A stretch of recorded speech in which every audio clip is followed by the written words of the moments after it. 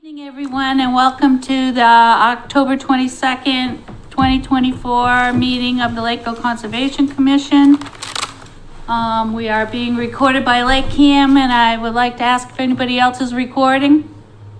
Seeing as none, we'll start by introducing ourselves. Joshua Faraday. Nancy Yates. Joseph Chamberlain. Bob Bouchard. All right, we'll hop to it. 2 Bedford Street.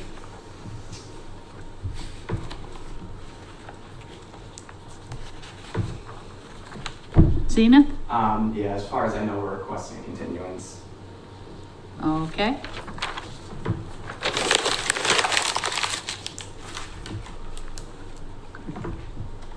So I need a motion to continue to November 12th So moved. at 7 PM at the police station. Second. All in favor? Aye. Aye.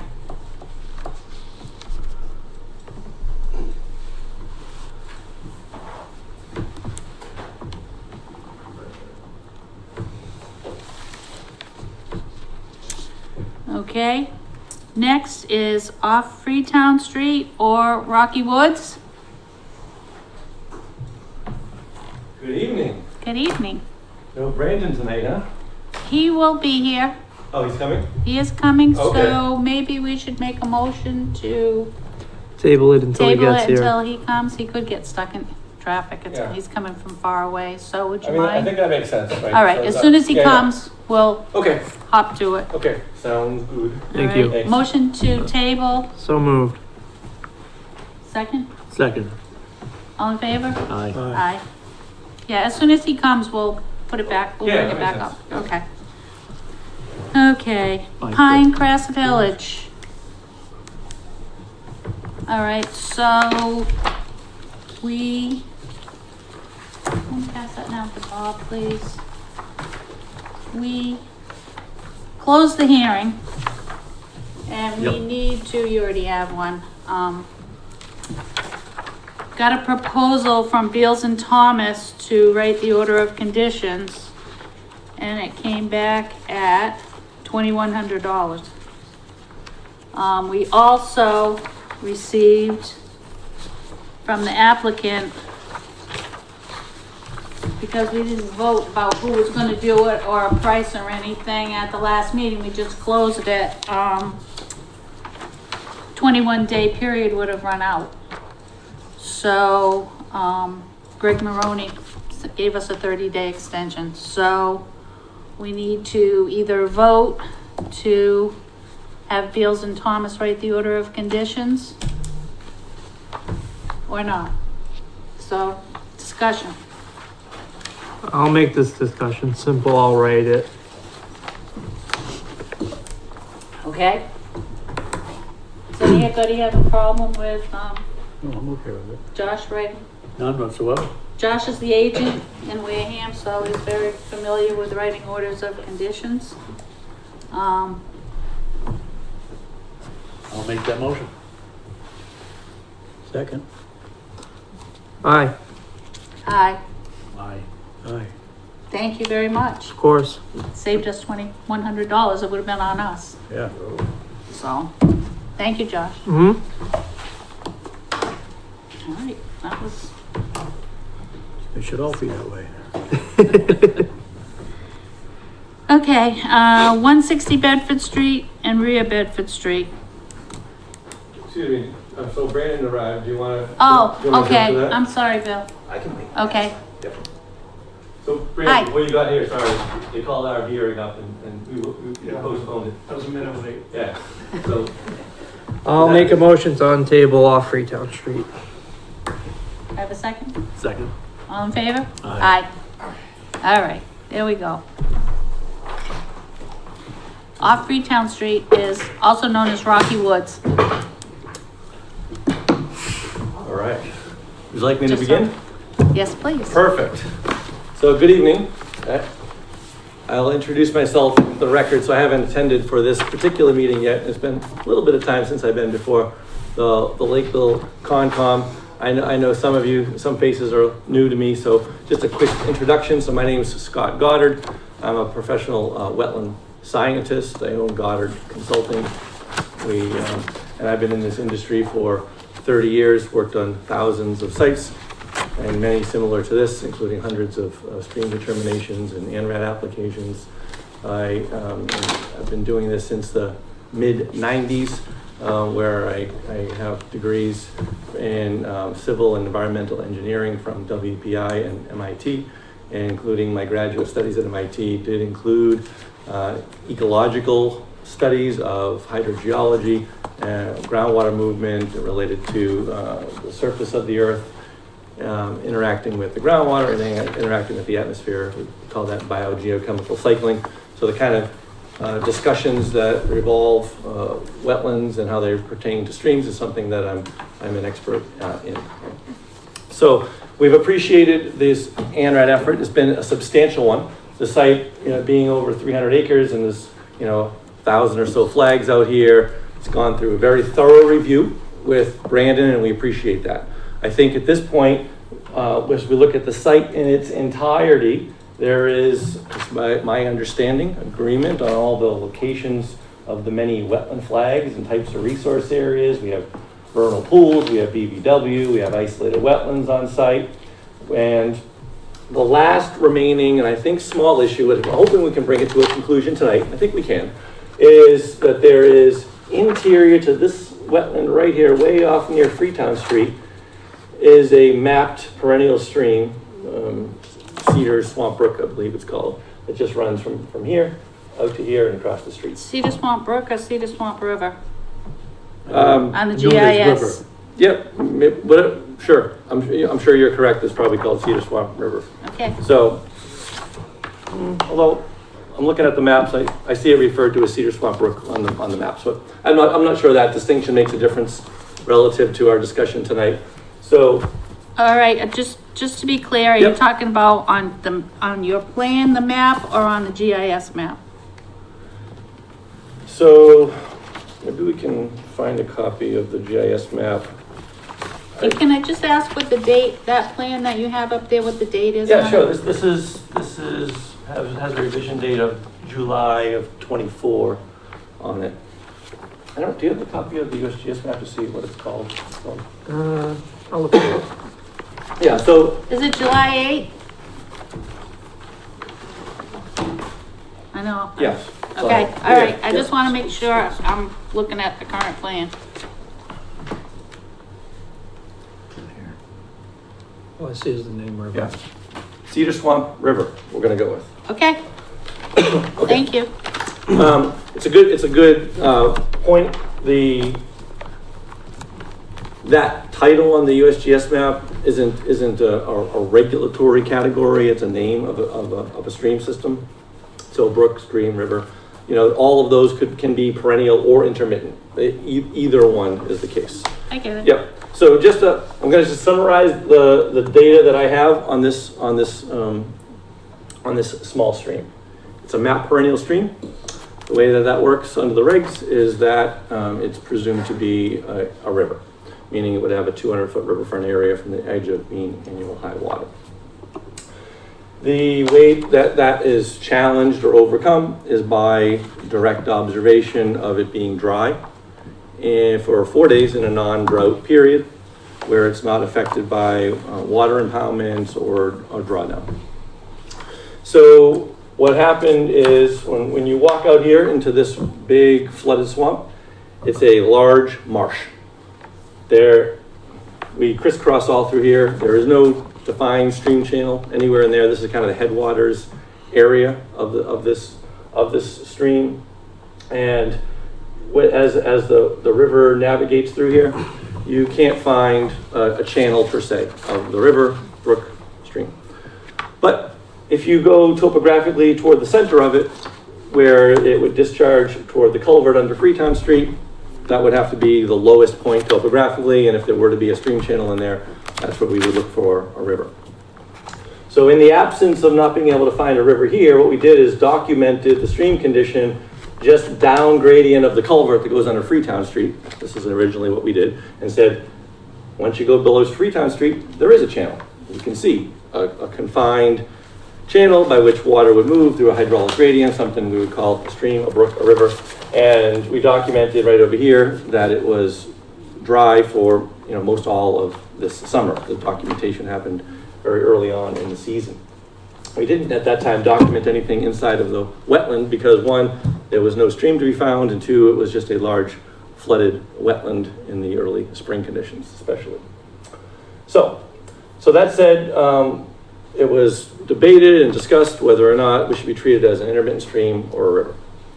The additional points of data that are relevant is that we are not in a drought period in the town of Lakeville. There are portions of Massachusetts that have been designated as a drought condition that doesn't reach this area. So we have not experienced a drought condition this year during all the observations that took place, including pictures that we emailed over to the commission just earlier today that show very recent pictures this month to show you what it looks like now.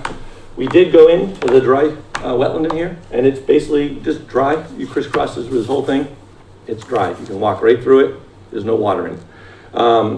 Anywhere, not in the wetland, not in where there would be if there were a channel, there's a channel. So I have photographs showing you that in a non-drought condition in where, according to the USGS map, there's a mapped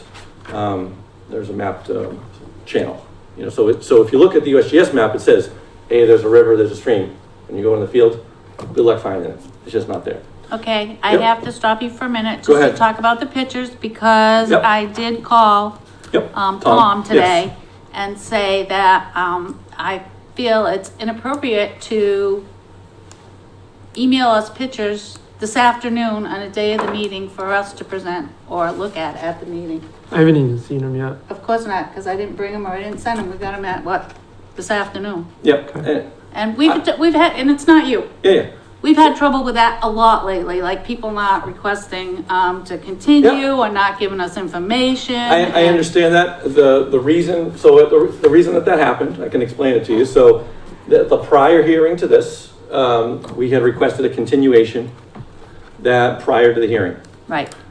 We did not find out until after the hearing took place, which we weren't present for because of our continuation request, that a substantial conversation took place regarding it. So the commission did open up the public hearing. They had conversation, Brandon presented, abutters presented, the commission discussed the project, which, from our perspective. I don't think we opened at that meeting, to be correct. I think it was already a continuation from another hearing. Sure. And there was, there's been some confusion Yeah. with, we don't have an agent and trying to hold things together. I get that, And Brandon didn't get Yeah. called to say it had been continued. Right. So he showed up. Right. So there was a discussion, but it wasn't like Yeah. we opened the hearing. It was just, Right, so in the was midst, a- I get that, but Okay. administrative issues make some, for We some got a lot confusion. going on in Lakeville right now. No question about it, right? Okay. And so I think because of that, we understood that the submittal date, we didn't realize even until watching that hearing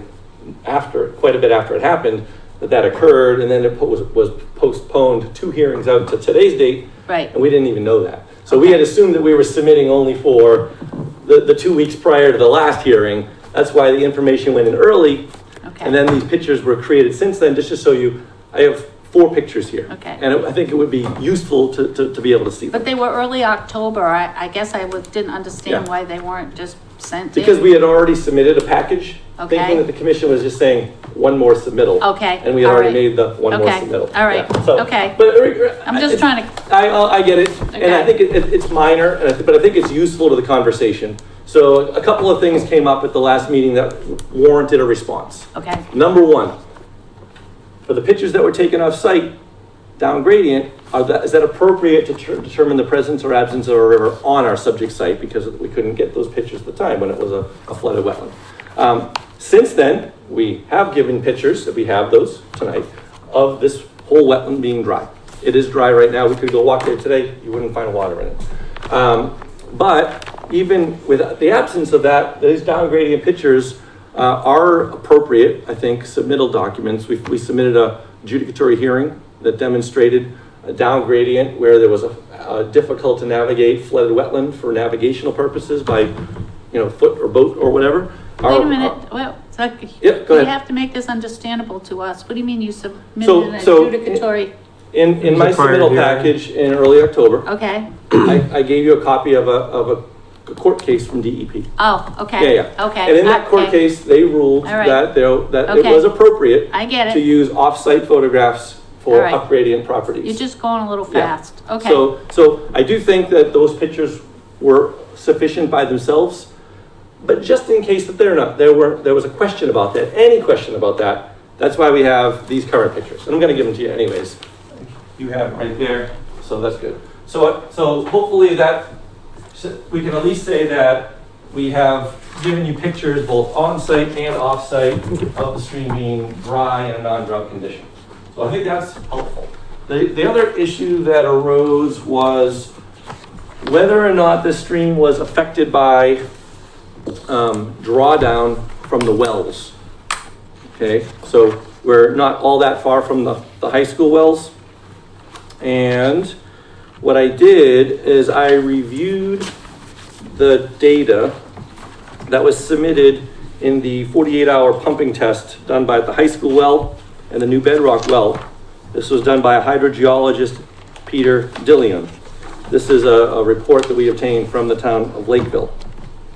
So when they do these drawdown tests, basically the way that they operate a 48-hour test is they're drawing the water down at maximum pumping capacity for 48 hours straight, and then they're monitoring a radius of influence of where that water is being down. So you'll typically see the shape of a cone of the groundwater with a pump in the middle, right? And if that pump is shallow or the soils are sandy and depending on the rate of pump, you can get that groundwater drawn down and it could artificially affect the surface conditions. So it's a reasonable question to ask and say, hey, the fact that we're near the high school wells, could that potentially artificially change our observations here? In other words, are we looking at an artificial condition created by a nearby well, and therefore under normal conditions, the stream would be flowing year round? I don't think that's the case in this particular circumstances for two reasons. Number one is these wells are installed at the high school and they service the high school. So these observations were all made during off-school seasons. We had earlier in the season, we're back in school session now, of course. But we have all of our observations down gradient here are all taken when there was no school in session. So if there was any use of those wells, it would have been very minor to begin with, number one. Number two is the conclusion by the hydrogeologist in his report.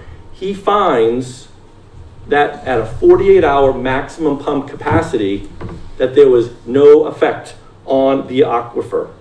What year was that? What year was 2002? 2002, that's when they did the test.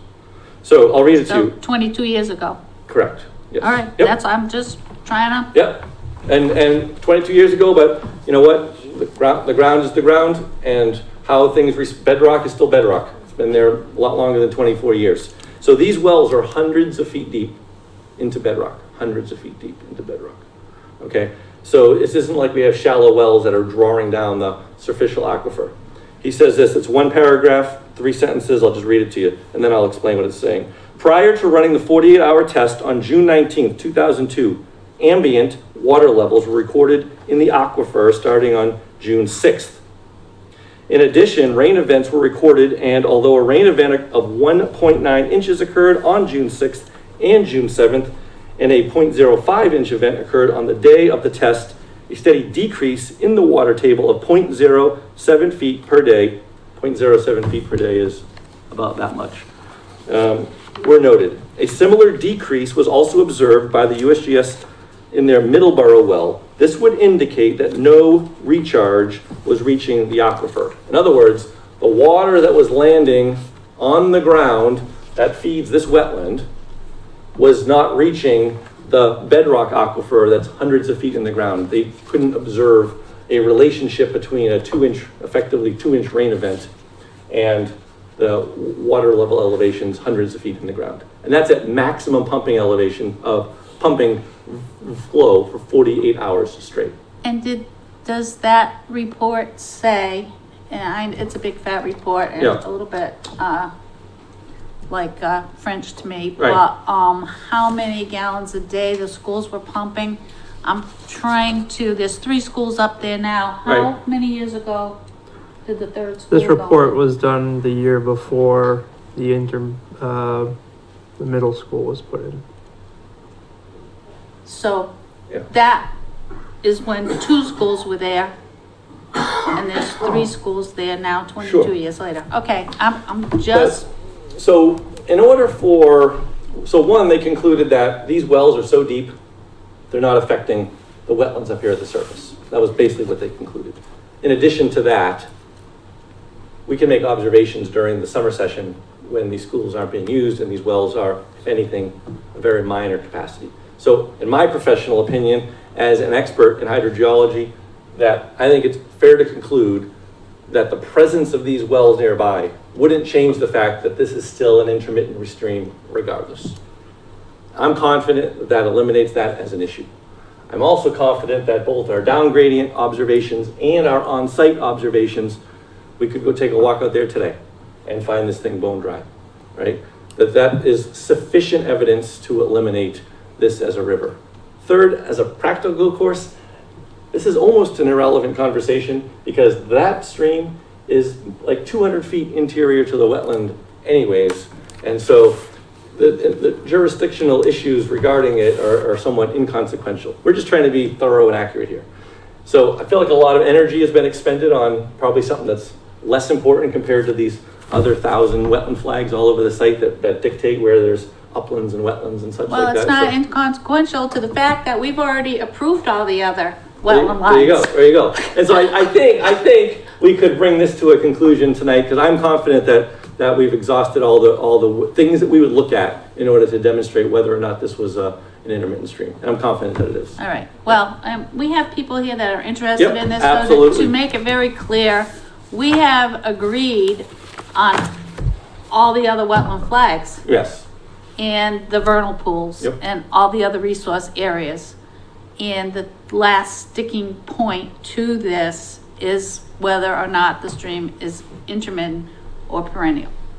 And so have you concluded your? I have concluded. Okay, all right. So for those of you out there, we have hired from the very beginning through all of this, and maybe you might have been to some of the other presentations, a peer reviewer who we will now have heard what was presented, and now we will hear what our peer reviewer has to say when he introduces himself. Nancy, Oh, yes, I have a question before we yes, Bob, continue. please. Question of whether or not the wells are bedrock wells and hundreds of feet. I tend to think it's not quite that extreme from what I know about bedrock and wells in the area. And a 48-hour pump test isn't likely to be too significant, because I don't think it would pump that long at maximum. Usually you find a medium pump rate that reflects normal use. And speaking of normal use, these schools have wells that run all year long. And Yeah, so- I can get you a copy of the report. They're Well- definitely hundreds of feet deep. I forget if it was 400 or 600, but these were substantially deep wells into the bedrock. But Yeah. these wells are also used for fire suppression Yep, and yeah. for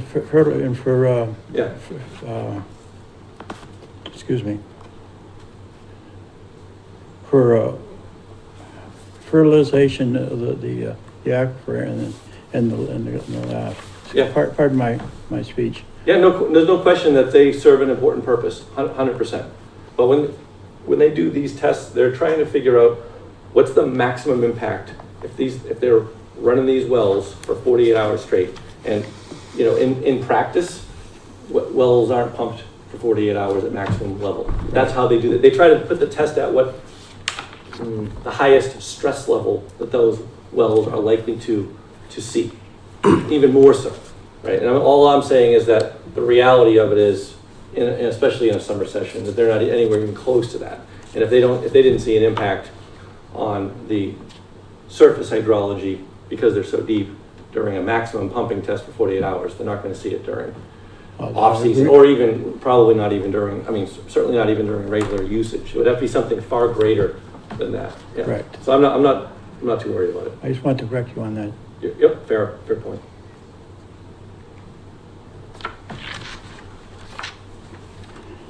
Thank you, Madam Chair. Brandon Fanoff, Ecosystem Solutions. I am your peer reviewer for this project. I received this today about the same time you did. I'm looking at it on the fly. So a question I have through the chair is, these are the pictures that we're focusing on now as opposed to the previous set?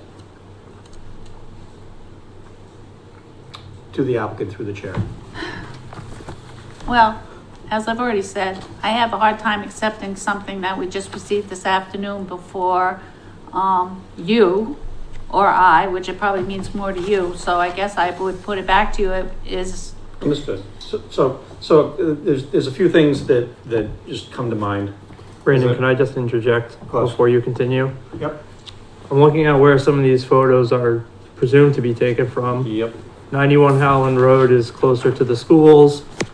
I'm not sure where Little Farm Road is. It's I don't even think it's Farm on. Road, Freetown. Yeah. Yeah, that one's in Freetown. And this one is 5 Sears Island, which would be even further away than the original pictures you had taken up the Cedar Swamp. Yeah, so on its face, if we're to believe the locations of these pictures, then they're not even on the site, not even close, not some of them not even being in Freetown. So we don't know if we should believe these on its face or if it's just a glitch in the computer or the camera that it was taken. So, And we can go out there and take a look at it, Brandon. The map on the front shows you the approximate location of the photos. okay, here's the other thing is that the Drought Advisory Board meets once a month. And they determine whether or not an area is in a drought for the month before. Just last week, we got an advisory that there was a drought condition in the central region, not the southeast region, but the central region. It's been very dry. I wouldn't be surprised if the Drought Advisory Board says the southeast region is in the drought for October when they meet in November, which would make any determination that you make regarding the stream moot. And the problem is that it's already going to be in an ORAD. So my recommendation is to wait it out to see what the Drought Advisory Board says for the month of October when these pictures were taken. So there's that. And just one point of response to that, if I could, Brandon, is that Through the chair. Through the chair, if Thank okay. you. Yeah. We did submit when we started this discussion back in July. So there's July photographs taken right here. Those are the downgrading sites. That was well before any discussions of drought or non-drought status. So this is such a small stream that it surprises me that we're still talking about this. All right. So here's the question Yeah. again that Brandon asked: is Yeah. are we working off of the pictures you took before, or are we working off the pictures that we're looking at now? They support each other, right? So both sets independently draw a conclusion, and they draw a matching conclusion. We have down gradient pictures right here, that in July, Okay, right? showing it to be dry, and then we have pictures that are only a few weeks old that show the remaining of this wetland to be dry. So this has been dry for not just a day or two. This has been dry for the month of October, the month of September, the month of August, and at least a portion of the month of July. So we're talking something that isn't dry just for 4 days. We're talking about something that's dry for 4 months. Well, you know, we're a quasi judicial board. You bring us evidence and we make determinations. Sure thing. Even if you were gonna have us make a determination off the photos you supplied us today, you have 3 of them, 3 days. October 1st, October 3rd, and October 4th. This is correct, but I didn't even see that.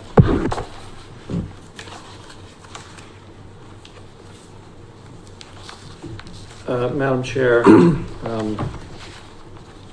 one of the comments I made previously is that I am not a hydrogeologist, and at the time, it was Tom Schutz representing it from Goddard Consulting.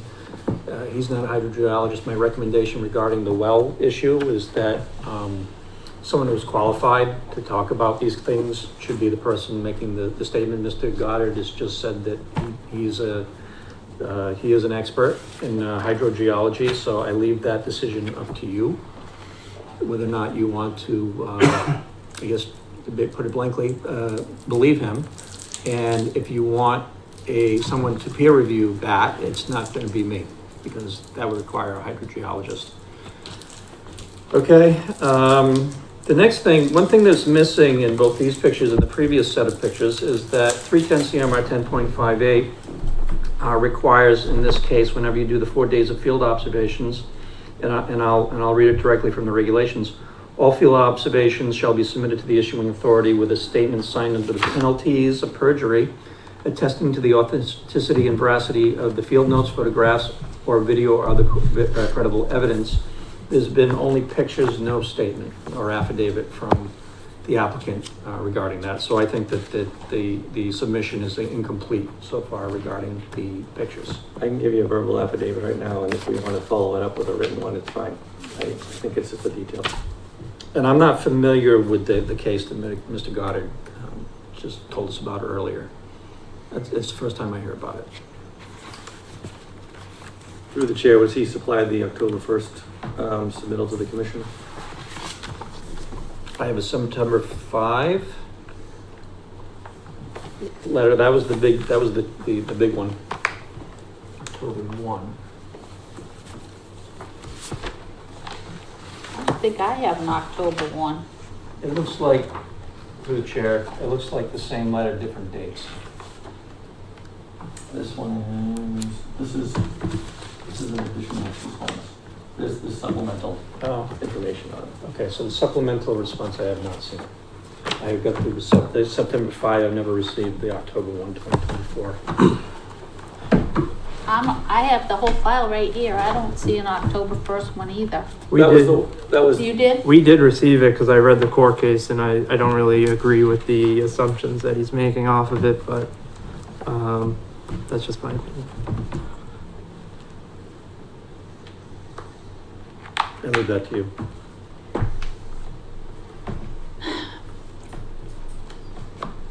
And if there's any remaining debate on this matter, I would, invite the commission to walk this with me, Brandon to walk it with me. I think if you go out there and see the condition here, I think it would wrap up this conversation, quite easily. Brandon, have you been on the site yet? On that area?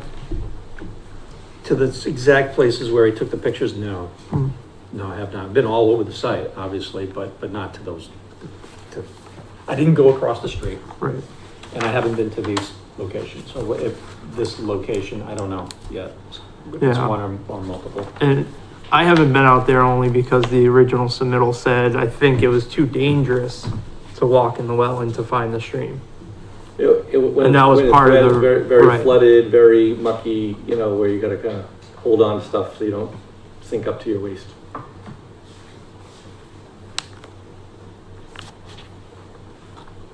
When I said that everything else had been determined, and there's so much information here that it's really hard to back and forth, but there was something back in the beginning about the mean annual high water mark and stuff. Was that satisfied? Right, so if there's no river, then there's no need to delineate a mean annual high water line to it. Because Okay. we're not measuring 200 feet from anything.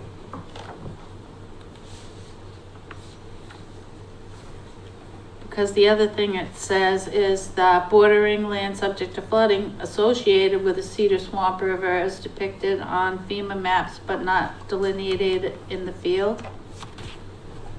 Yeah, there's a zone A, flood zone A, which is shown graphically on the Outback Engineering site plans.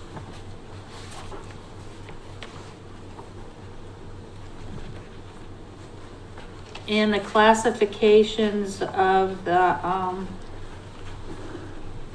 IVWs listed to ISF to isolated land subject to flooding calculations. Because I had gone back and looked to the, you know, I might have misspoke when I said everything was already, all the wetland lines are already done, but this was back.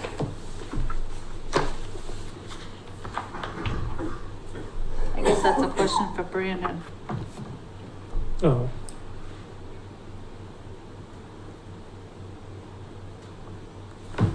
Yeah, I suppose. I'll tell you where I stand tonight. I don't think it's a complete application, and I'm not comfortable making a determination of intermittent stream on it. Is there a particular piece of information that you're? I don't think you've met the standard of the Wetlands Protection Act. For which issue? You've supplied us 3 days of pictures on the property site. The Wetlands Protection Act calls for 4. I know you make an argument that there's no regulation stating that it needs to be on the property site. I don't personally agree with that. I think it misses the spirit of what was intended in the law. And if that was the case, you could have gone miles up the stream to take your photos. You wouldn't go upstream. I mean, downstream perhaps, but not miles. You got to be in close proximity to capture the essence of what's going on at site. I'll rephrase. Yeah. It wasn't on the site. Yeah. And if I'd welcome you I'd invite you to a site walk if we could, grab another picture on the site walk together.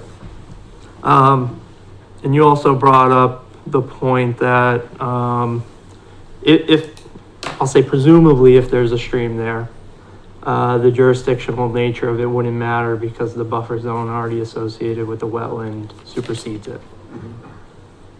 Is that correct? That's what that appears from the maps, yeah. So if we made a determination tonight that it's perennial, would you fight it? I can't speak for my client on that matter, right? I mean, we're here to be accurate and correct. I would agree with that, So that's what we're interested in, accurate and correct. I think what we have is accurate and correct. but the submission you've given us hasn't been accurate and correct.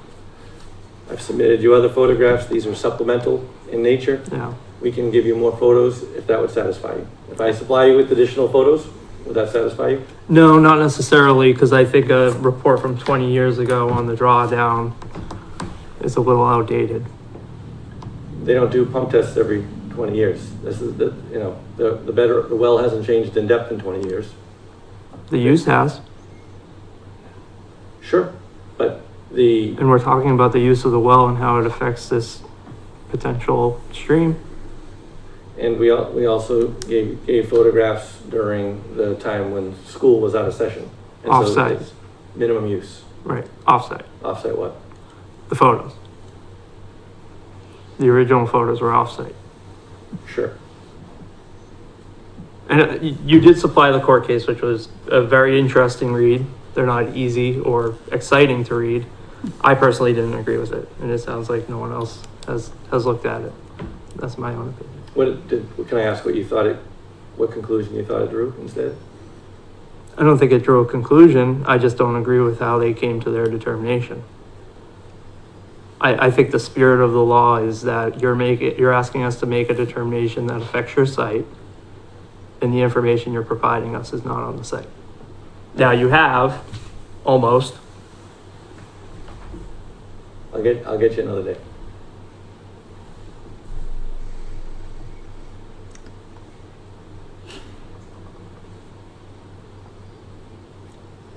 About the hydrogeologist and the 22 years of that information. It's like 22 years ago.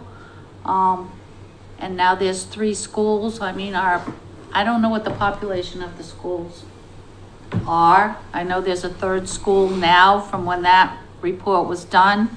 I know 20 years ago, the population in Lakeville was nowhere near what it is now and what it's going to be in the future. So what are we going to do? Are we going to...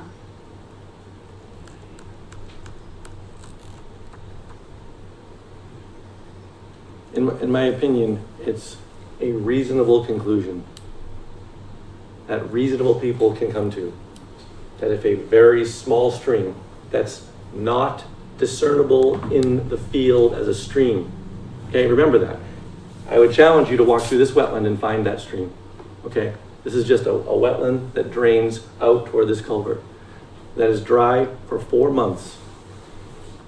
Okay, doesn't change because there happens to be 600 or 400 or whatever the number is, bedrock wells associated with the high school, nearby. It's an interesting fact. It doesn't change what we see on the ground because they concluded that because of the depth of those wells, it did not change the surface hydrology. That was the conclusion of the hydrogeologist. So barring contradictory information, that's the best data that we have. All the evidence that we see out here points to an intermittent stream. I don't see any evidence that points contrary to that. Back to Brandon. What would you like to know? You're our peer reviewer, and you've said since the very beginning, I guess the same thing that Josh is saying, that Yeah, I'm more in agreement with Mr. Faraday. The current, he just made a good observation. There's only 3 days of observations here, so this one is incomplete regardless of any other aspect of it. So that means we're going back to the pictures that were taken over the summertime. The fact that they were taken off-site, I think disqualifies them. I didn't get a chance to read the case, it looks like an OADR case. So I leave that decision to you. I just hadn't had a chance to read it or opine on it. There's still no affidavit to the, per the statement I read earlier. This question about the locate, well, no, that's the new one. And the drought advisory board. I wouldn't be surprised if they call October a drought month for the Southeast region, which means that if you do approve it, then you're gonna have to do what I call backsies as a kid, which is not easy to do. I'm happy to provide the commission the 4 days of photos with the affidavit. It's easily accomplished. And if we need to wait for the drought advisory board to make its October ruling to demonstrate the veracity of those observations, no problem. It's much shorter than going through an appeal, if that were to be the case. Yeah, and I feel badly that all the information didn't get to Brandon. I don't know how that happened, whatever. Like I say, things aren't going real smoothly at the moment because we don't have an agent, so I think we've all been trying to do the best that we can. And this is an important decision, and I think it's actually very sad because there's been a lot of things that have gone on the other side of that street over the last 20 years with developments. And I wish John LeBlanc was here because we had another situation where the hydrology changed when these little cul-de-sac developments have gone in, like the Sears Island that you said, that all went in. And is it Bridgestone? I can't know the name off of Freetown Street of that other street where when that development went in, they squished in two more lots, and it changed the whole hydrology, and the whole wetland area changed. So it's a sad thing that a lot of this has affected that area. So what are we gonna do? Are we gonna do a site visit? Are we gonna wait it out? Are we gonna continue to? We could do both. We could do a site visit and continue to give you that information. I'd rather you guys see this and understand what's going on over here. Well, I think it was my discussion that drove him to coming here tonight. That goes without saying, it's on the video. And I think, Mr. Goddard, you would probably agree that 6 members taking a vote on this is better than 4. I would agree. Because I don't think you get what you want tonight if it's a 4-member vote, to be completely honest with you. I would allow a continuance to, allow Goddard Consulting to supply the missing information we've addressed tonight and to give Brandon a chance to look over the information he has not. And would you like to wait until the Road Advisory Board makes a ruling about the month of October? Because if that's the case, we should push this meeting out until the middle of November. Is our second meeting in November? We haven't said there isn't gonna be yet. October, come on. I don't know why this isn't coming up Christmas the here. 12th, is it? So the 26th, When's which is Thanksgiving? the week of Thanksgiving. So it'll be Tuesday, the week of Thanksgiving? What's so the 12th and the 26th? Mm-hmm. Or the 26th.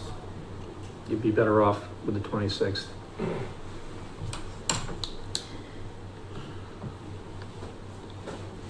All right, so then here's the next question. Is there,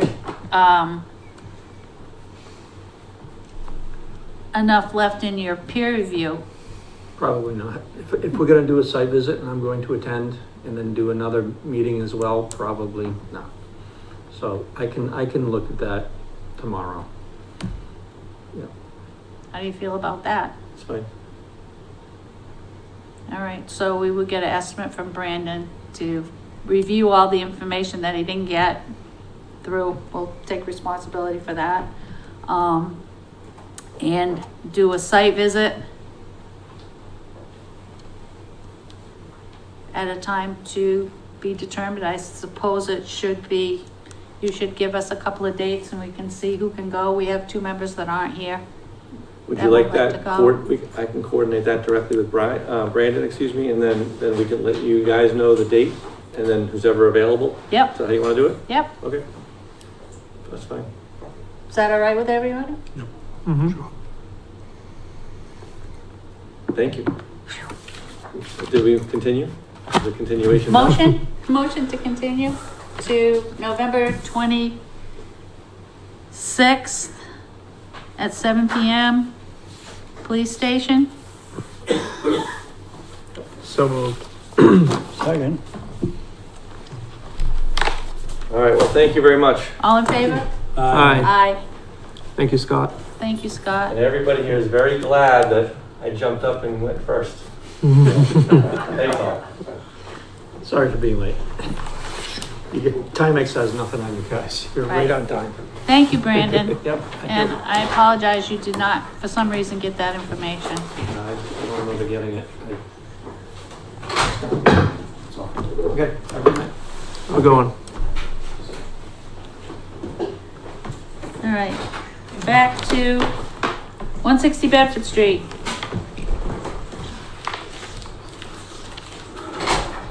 Sit down. You can do whatever you like, as long as you take your thing away. As long as you take the microphone towards you, turn it around, yeah.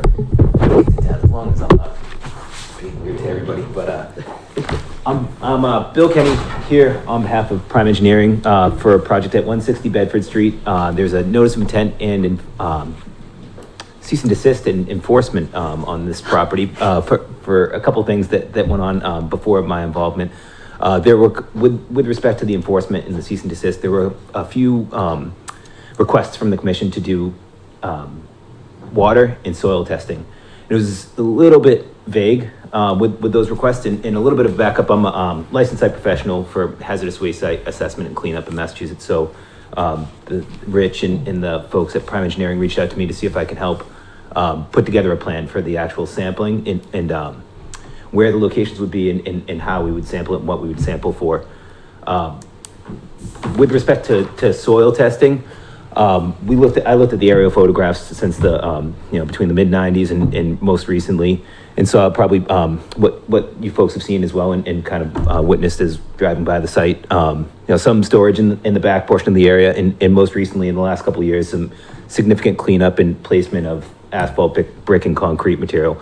It looks like mostly asphalt. It's probably 90% asphalt, but there are small particles of brick and concrete, consistent with the DEP's asphalt, brick, and concrete reuse policy that they clarified on 1997, which basically says there's a moratorium for disposing of ABC material.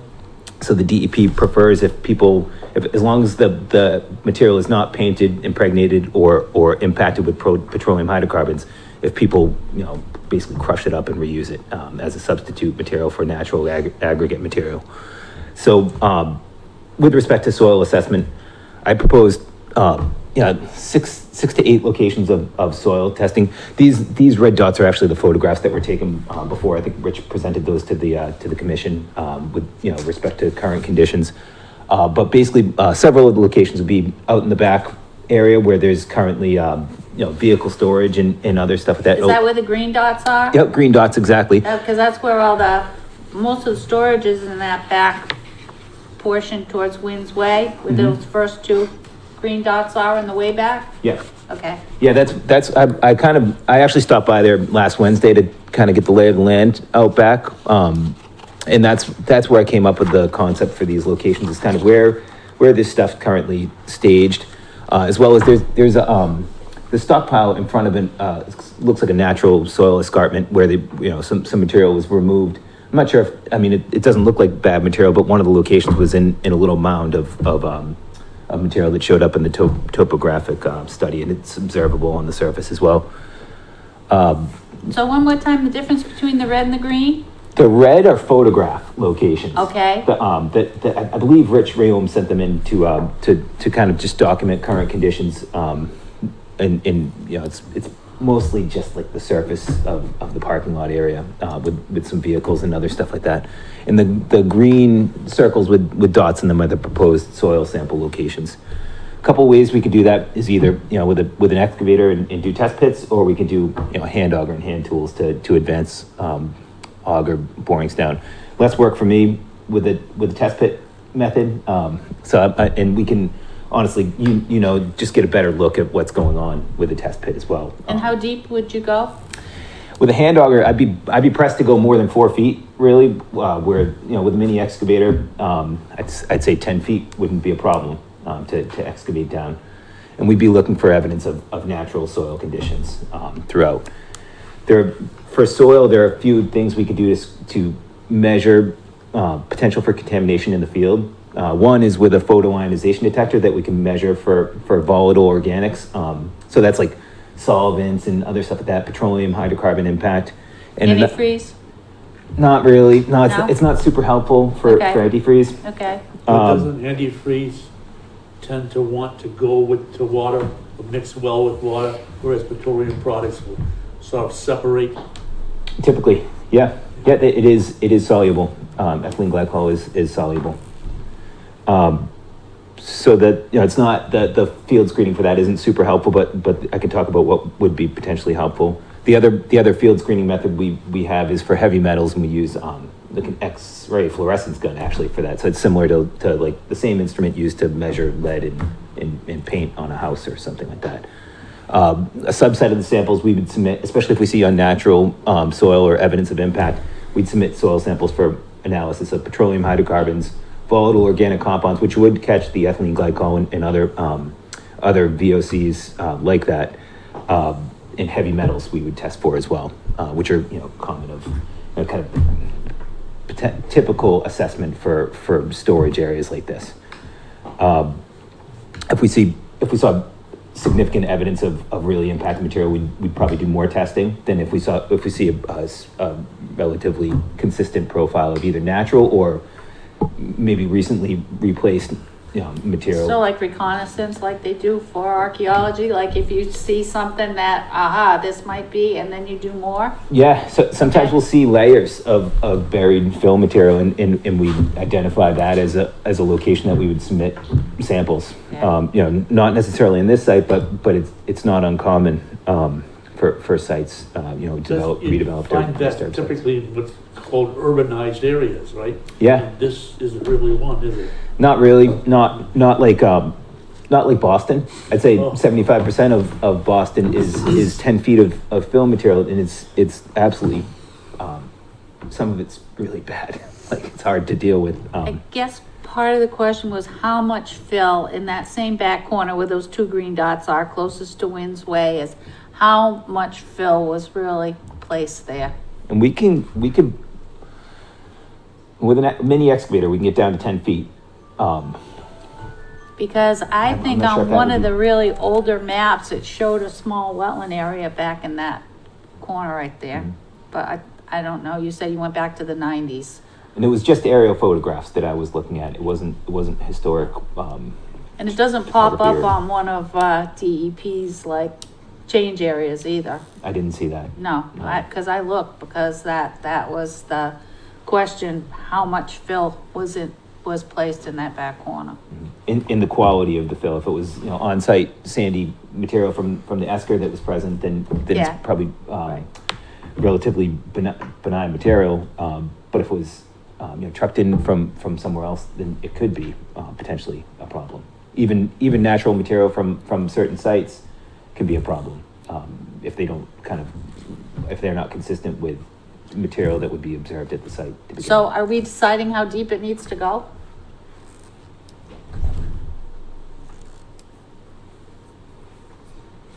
Ground control. So you had mentioned hand augering, you had mentioned an excavator. What about, like a direct push drill rig? We can do that. A direct push drill rig we can get good soil data, but not as good as The test a pit? test pit. Okay. I'd say, the bottom of this basin is 74.2 elevation, and up in this area, it's 82.1, so that's 8 feet of difference. I'd say we'd probably be able to really evaluate that in the, not only the depth, but also quality of material with a test pit method, just kind of maybe not the smallest mini excavator, but slightly moderate sized. So I'm just trying to think through the process here, and forgive me if I get a little bit of it wrong. You're gonna go out there, you're gonna use an excavator to dig a 10-foot deep test pit. One of your workers is probably gonna have one of these the photo. Please help me with the name of it. Photoionization detector, or Thank PID, you. and as well as the XRF, and then evaluate to determine if it's appropriate to submit samples for laboratory analysis if there's evidence of elevated field screening methods or visual evidence of potential impact as well. So this person in the field will be writing a report of what they see in the test pit as it gets deeper. If they find something that they feel might be concerning, they'll take a sample at that layer. And if there's probably some threshold that you pick up on the instruments that says, hey, this should go for more testing, or hey, this is in the normal range of what we would expect. Yep. Okay. And then, for the laboratory analysis, there are more stringent standards that we sort of adhere to that are set forth in the Massachusetts Contingency Plan, or MCP. Right. So we'd be looking at the most stringent standards at a site like this. They call them RCS-1 reportable concentrations. And what's the time frame on this? We can get it done next week, I think, at least. We just have to call Dig Safe and check with the owner to see when we can get a contractor over to do the test bits. I don't think we need it that quickly, Oh, in my opinion. well, it's been, how many times Yeah. have we continued this already? No, I understand, but, the only comment I would make is I would rather see one of those, test pits on the southern side of the map moved along the northern property line. I think that's up here. Tell them where. Yeah, split the Okay. difference Yep. between the two there and maybe get a little bit closer to the property Even if we do line. another, the mobilizations. Yeah, you're already sometime on there. The actual test pit, so even if we did 7 or 8 test pits, Right. we'd We're not still be meeting fine. again till the 12th, Yeah. so, I'm not saying you need to take 3 weeks to do it, but we're gonna continue this probably till the 12th, and hopefully you would have some really good information for us by then. That's 3 weeks. I think so. Yeah, the laboratory test takes a week to get back. Yeah. 7 business days usually, so sooner the better, I think, on Yeah. doing that. The other piece of this puzzle is there was a request for water testing. which, I talked to Nancy a little bit and Rich as well. I think we've kind of landed on the fact that it's stormwater that we're looking at in runoff.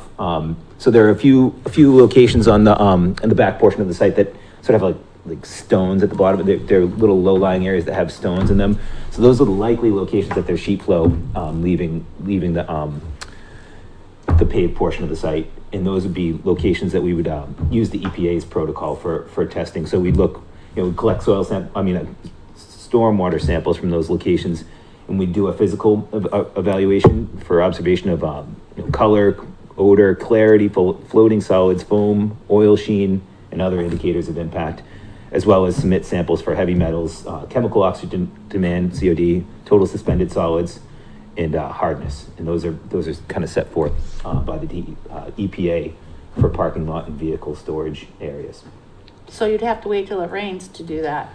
That's the hard part. Right, well, so this might be a two-part harmony kind of a thing. I mean, you can do the soil samples right away, but the others might take a little longer, I guess. And I'm not Right? far away. I live in Lakeville, so it's easy for me to swing by. Gotcha. So that's kind of the standard for surface water, and we can give it an eagle eye to see if there are other locations that make sense. If there's sheet flow leaving the slope sides, other places, then those are locations that we'd want to probably collect a sample and look at the quality generally of the water as well. Okay. Anybody else? Bob, Bob? you had? You actually answered my question. The time lapse in between when you take the samples and get them to the laboratory, I think 5 to 7 days is kind of hopeful. Yeah, so there's a hold time for the period between when we collect samples and when the laboratory receives them, and it's different for every different test we do. So typically, if we can get them within a day to the laboratory, we're good for all these. And standard turnaround time for the lab is 7 days. We can ask for a quicker turnaround time, but it costs us. Oh yeah, it's not enough. It costs you. Yeah, it's for 3-day results. Sometimes it costs us 50% more. But you could cut the total load down to just get some of the more immediate things, rather than try and do it all in one bunch and Yep. use those as a sort of a pilot study. That is true. At the hazard of other things going out of hold time, that's the only potential downside. But we do have methods to freeze samples and keep them in our custody in the refrigerator at the office as well. So if that's something that the commission would like to see, we can certainly do it. We can run a few samples for expedited laboratory results. Well, we're gonna continue till the 12th, so I think that we'd like to see some kind of results in 3 weeks. I don't think it has to be 100% all done, Yeah. but, And if we do, I think everybody would be happy if we saw some kind of results, like, we need to do, if you need to say we need to do more because we found this, this, and this, or, oh, this area we can clear, that would be nice. that's the problem with my job is a lot of times if we do find stuff, it's an iterative approach. It's, we found it, now we have to figure out what the extent is and evaluate the magnitude and source further. So it's not a pleasant experience hanging out with me, unfortunately. If the question tonight is how deep and where, I Yeah. think test pit's 10 feet, add an additional one on the northern property line. Yep, okay, is that a motion? So moved. Second. All in favor? Aye. Aye. Awesome. So, Does that okay. answer your questions? Yep, Perfect for Okay. me, Marching definitely. And orders, we'll see where we are on the Yep. 12th, I think. We'll Okay. get something to you before then, of course, a little subsurface investigation report, hopefully in a way that's easy to understand. but okay, that also would be good. technically All right, correct. so, I need a motion to continue 160 Bedford Street to, November, what did we say? 12th? 12th. November 12th So moved. Second. at 7 PM at the police station. All in favor? Did I hear a second? Bob seconded, yeah. Okay, all in favor? Aye. Thank you very Thank you. much. Thank you.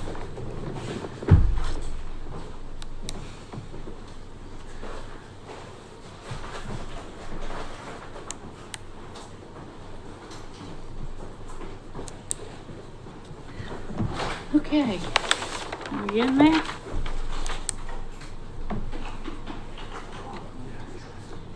Okay, 43 Main Street. We promised to make it quick. Okay. Yeah, we've Are heard we that gonna, one are we before. gonna have to move? I have printouts as well. Okay.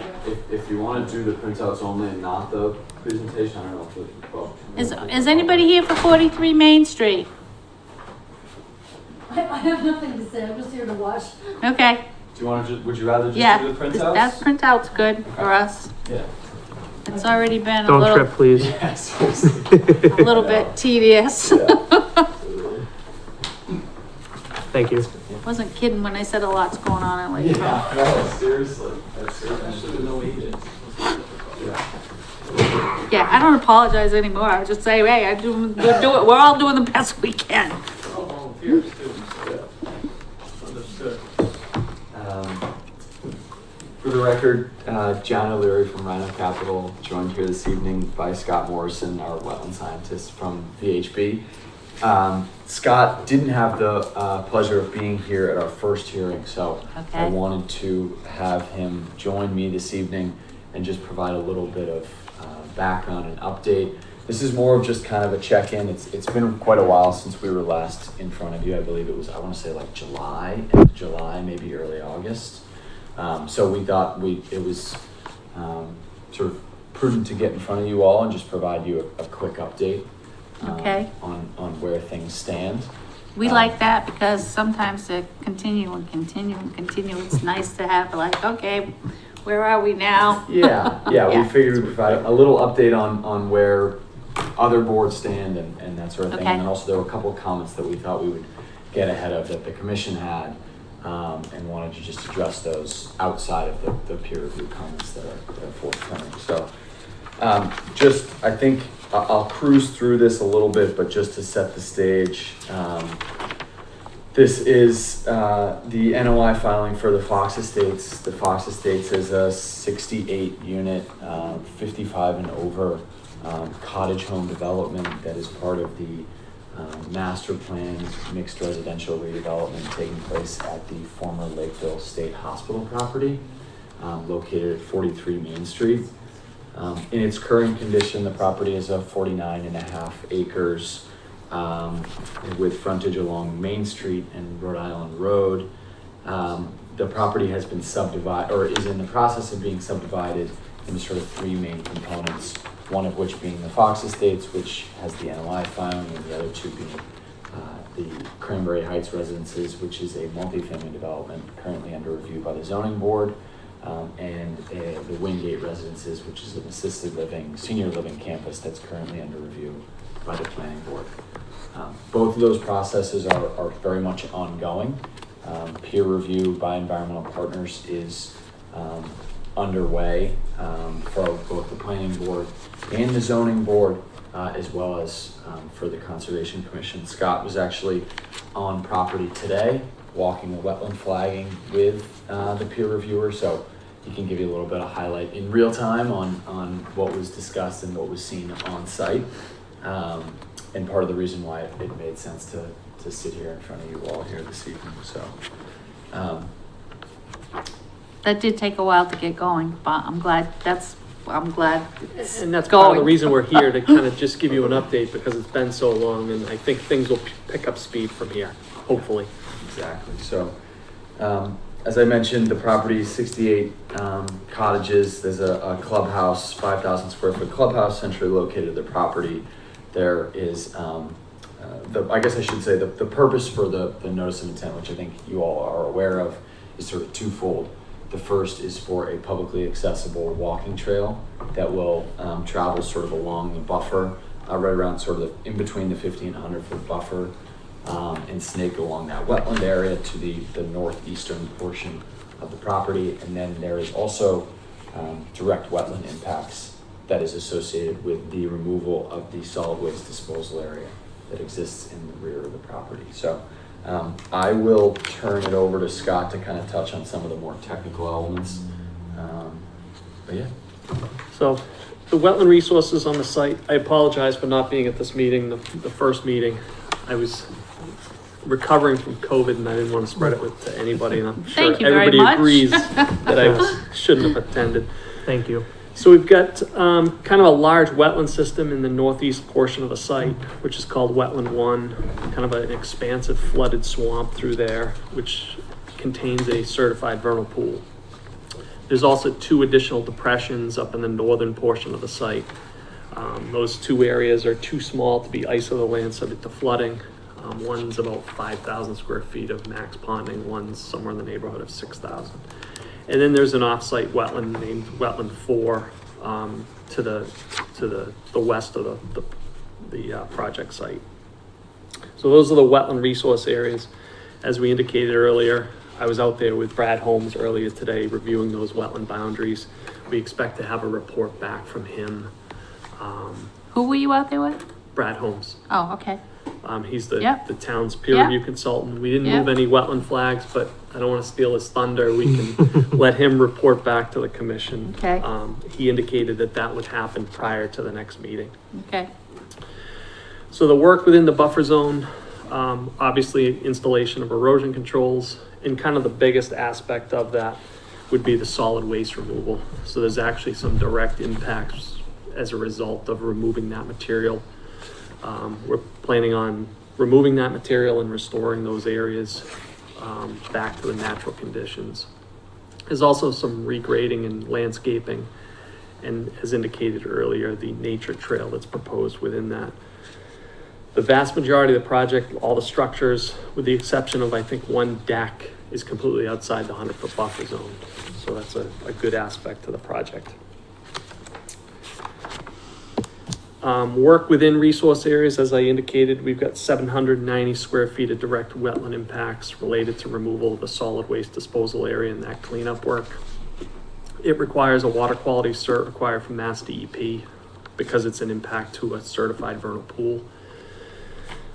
We plan on filing that as soon as we have an order of conditions. We can't file the 401 water quality cert till we have the order of conditions. Also requires pre-construction notification required to the Army Corps of Engineers because we're working in the certified vernal pool. I had a question on that. I didn't know that. Is that part of the clean water? Yeah, it's the Well, federal. The Army Corps, it's the Army- federally protected? Yeah. Okay. It triggers a PCN. So Okay. we'll file both of those concurrently to try and expedite the Yeah. process. I think in the past, the 401 water quality cert was already issued, so we believe the DEP will kind of expedite that process when it comes time to file for those. Work within resource areas will be completed by machines or completed by hand. You know, the machines would be located in the upland and we'll be able to reach over and remove that. There was a comment from the Conservation Commission requesting that we do like 1.5 to 1 mitigation for the impact areas, and we're planning on proposing that, so we'll make some modifications to the plans to address that. We've got a few photos of the solid waste disposal area. As you can tell, there's kind of all kinds of mixed debris in there. There's tires, barrels. The usual Yeah. it's- wild stuff that yeah, grows. So all that. So that's one aspect of the project that's a huge benefit, to remove that material, clean it up, and restore that area. One other It's been area. a fallacy for many years that there's medical waste in there. Yeah, DEP made that determination a long time ago, and no matter how many times you say it, people still think that that's so, but it's all mostly the solid waste and office Yeah. equipment and stuff like that, although I see the tires and stuff too, but Yeah, some other random stuff. So, and then the other thing, we were planning on reusing this dock there's an existing dock that extends into that I wetland. saw you wanted to pull that down. But it's just not safe to use, right? That's the thing. We Yeah. think it's going to be one of those. It's going to be like an attractive nuisance type thing. Yep. Where Yep. and it's just. I think the way to do it is we can get a machine in there close, get a machine with some chains, and literally just pick it up, swing it out of the Yeah. way, Yeah. and you won't impact the wetland whatsoever. So. I think for us, there's also an insurance concern, just having yeah, that, yeah, especially if it's accessible via that public walking trail. So That's- it's just, Yeah. yeah, just, it is a nice element. Candidly, these pictures were the first time that I put eyes on it. It was more substantive than I think I had expected it to be. But we wouldn't feel comfortable with having No, that on our property. no. So. Yeah. And then we've got a detail for the wetland restoration, so obviously it would be supervised by a wetland scientist. All work would be performed by the upland, reaching machinery in. Restoration would include removal of the debris, all the solid waste from the wetland, placing at least 12 inches of soil, hydric soils, kind of organic materials to match those grades, mimic the existing topography, and then we can add some fallen logs, branches, and other natural woody debris to provide some environmental, wildlife benefit there. And again, we're going to propose 1.5 to 1 mitigation for that area. And then lastly, I think there's been some discussion. I actually brought Brad Holmes over to the site this afternoon, so he's familiar with it if questions arise. So this whole wetland system drains out. There's a concrete outlet structure, and then it drains through a channel. There's some debris and like an old log corduroy bridge, and then there's a culvert that goes underneath Route 79. Because whoever it was, I don't know if it was the state when they constructed the stormwater basin or if it was the developer that's putting in the project behind there, they essentially laid down logs on top of it. Looks like soil material got placed on top, subsequently kind of collapsed and fell in, and it's causing a substantial blockage. I picked it up when I was out there flagging because there were areas where you had like trees growing and they were underwater. And trees don't like to have No. their toes wet. Absolutely not. So I'm looking around saying something's going on here. So I was able to drive around, take a look at the area and kind of identify that. So we're hoping we can get that kind of squared away. We provided a detail sheet of that wetland blockage. As I indicated, there's kind of a concrete outlet control structure that regulates the water elevation. There's a channel that comes underneath it, and then there's actually kind of like a bermed up area before you get to And there's that. some metal link fence involved in there, isn't there? There's a chain link fence Chain that link? goes around the stormwater Oh, basin. The okay. stormwater basin, if you're standing with your back to the roads on the left, Yeah. the outlet structure's on your right, and then essentially that pipe is right in There. front of you. So we're hoping that the commission may be able to kind of poke Mass DOT or the property owner to see if we can get some type of resolution of that to prevent that flooding. Because I think part of the problem too is it may end up flooding out and causing more problems, not so much for this project, but for the condo owners that live right up the street. There was water essentially ponded up against there's a concrete retaining wall that had some water up against it this spring. So we just wanted to bring that to your attention. I think I can kick it back to. Yeah, I'll add a little bit to that. In the graphic that you guys have printed on, I don't know if these page numbers are right, but it's listed as 13 of 21. That's definitely not the right page number, but generally speaking, that area that's outlined in green and hatched in black is the approximate boundary of an easement that exists. It's unclear to me if that's in an easement. I don't have exact records of who owns and who operates that easement. It's not our property, Okay. so it's difficult for me to say. I did reach out to the ownership at 13 Main Street to try to understand, hey, we're aware of this. It has negative impacts on our property and some of the surrounding properties. We want to make sure we try to resolve this. And he was under the impression that the blockage that we were identifying, as Scott just outlined, is within that easement area, and he didn't feel comfortable going in there because that property is technically controlled by the state. And it was the understanding, or what we were shared, is that property was taken. There was a eminent domain taking of that portion of the property, of his rear property.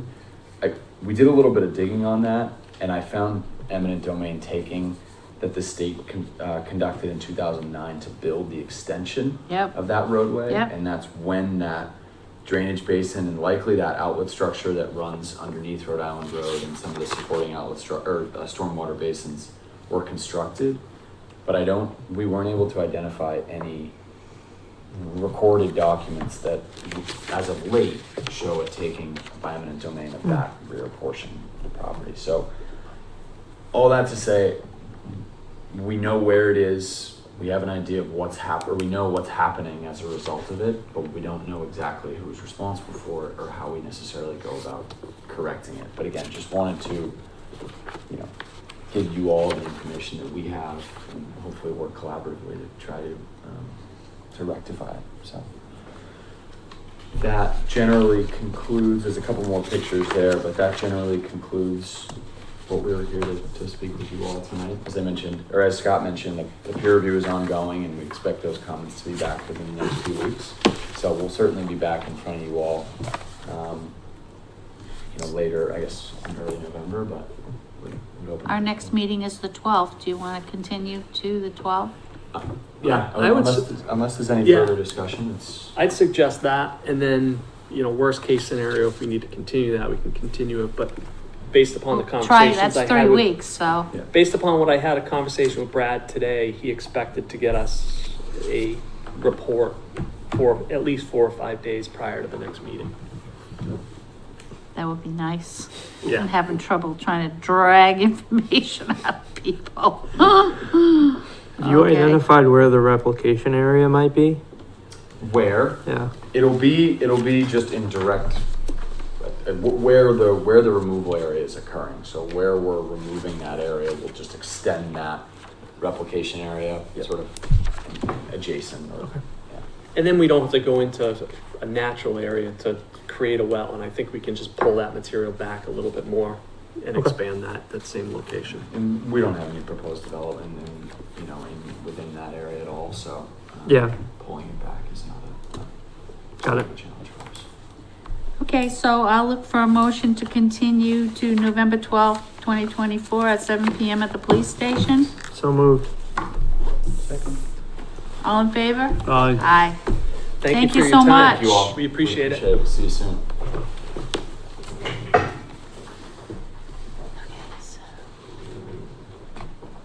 No, I didn't put all this back. Ugh.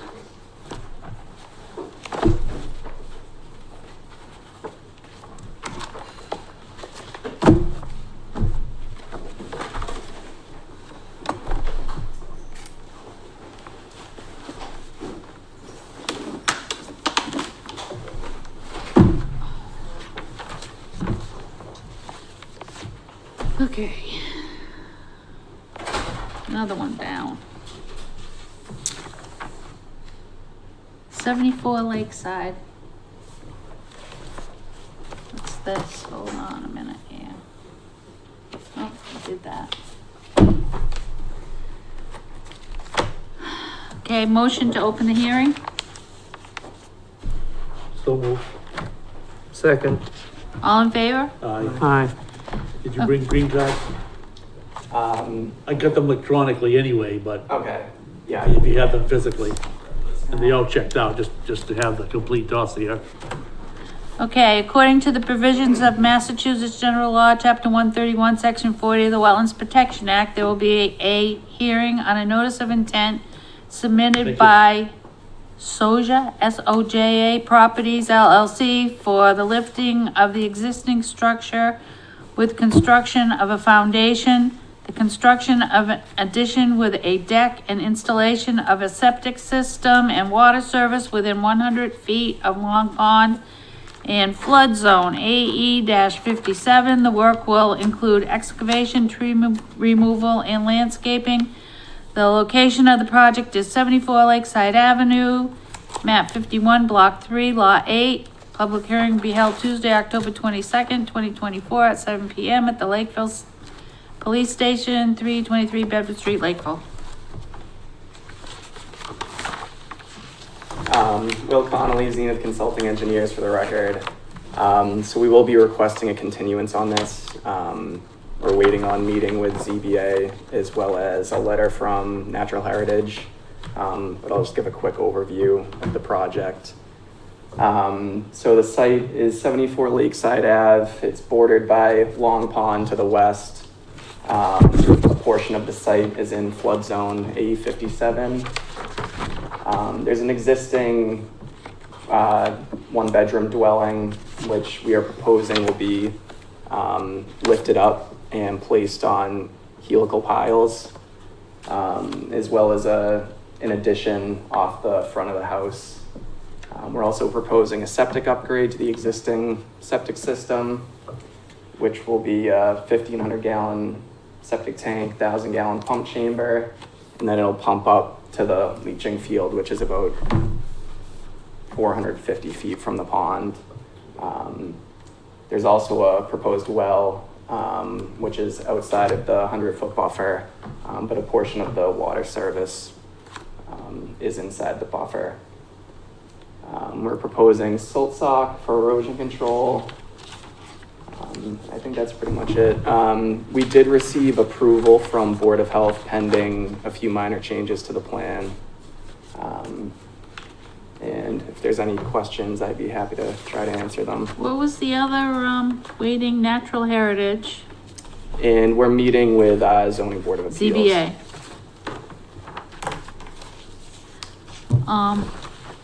It's so small, but show me where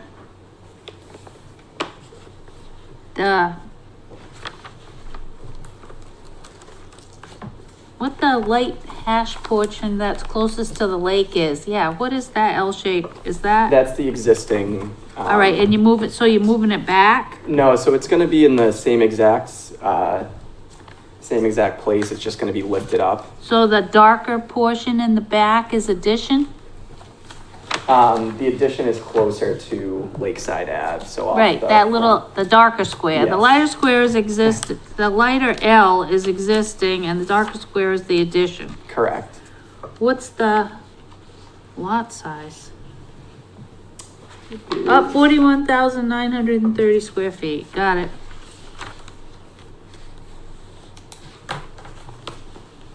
It's like a half an acre. Is the dock existing? Yes, that dock is existing.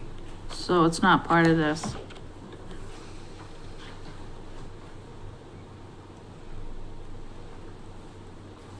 Yeah.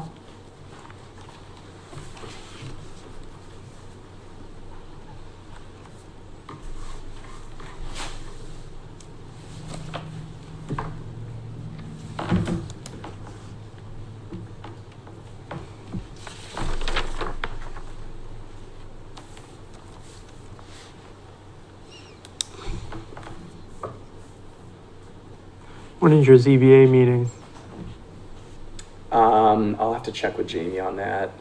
I'm not sure how often they meet.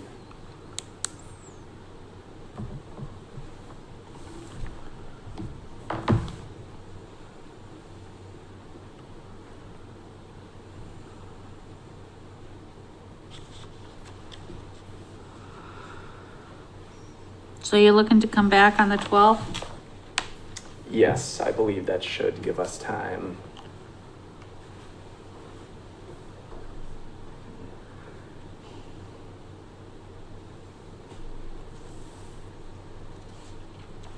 Anybody else? Josh? No, you already have your DEP number, right? Yes, we do. All right, so 9/31.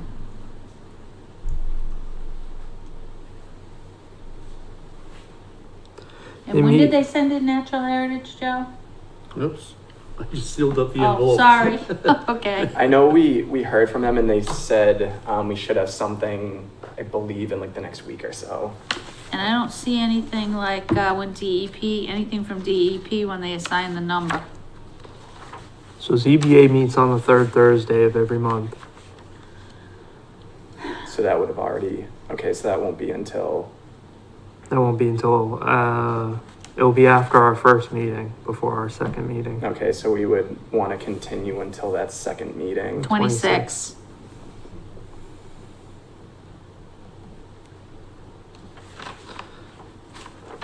Okay, so I look for a motion to continue to 11/26/24, 74 Lakeside Avenue, SE 192-931. So moved. Second. All in favor? Aye. Aye. Thank Thanks, you. Will. Thanks, Will.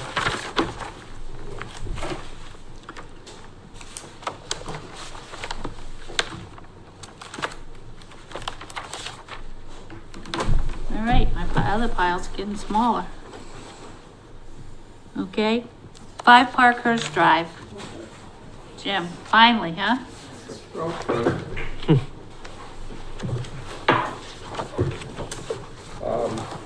Jim Kenny, 5 Parkhurst Drive. I'm here to, I think, try to see if we can finish up the business that we started at the meeting 2 weeks ago.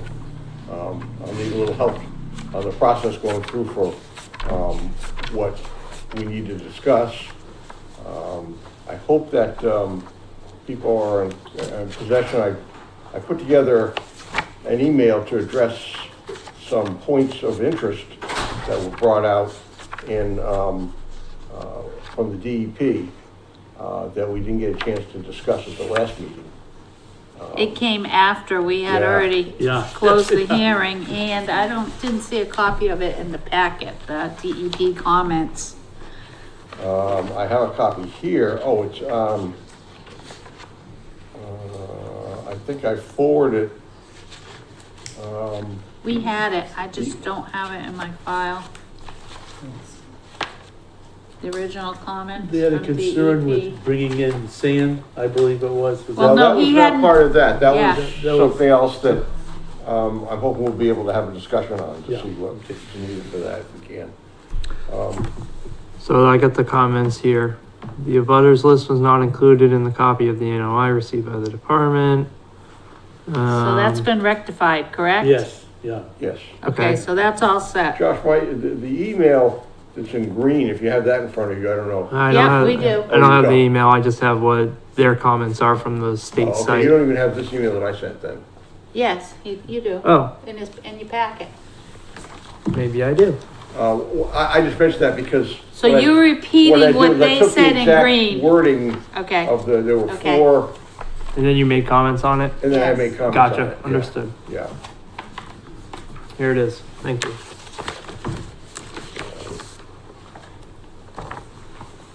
so the butters list is all Okay. set. Okay.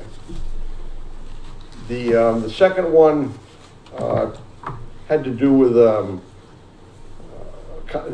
the project falls within the bordering land subject to flooding, BLSF, and, that was basically not addressed. That's something that I guess I just didn't quite know to